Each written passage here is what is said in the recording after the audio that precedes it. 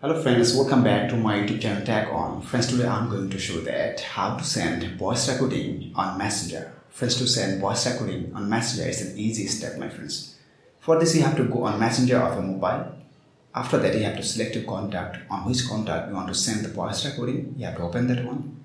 Then you can see here the microphone option, just tap on here. After that, the recording is on right now. Whatever you say to be recorded. After finishing your recording, then simply tap on the pause options. Now if you want, you can play it to listen. If you see this is correct, there is no need to edit, then simply you can tap on send and your recording will be sent within seconds, right? So friends, like this, if you want, you can send the voice recording on Messenger.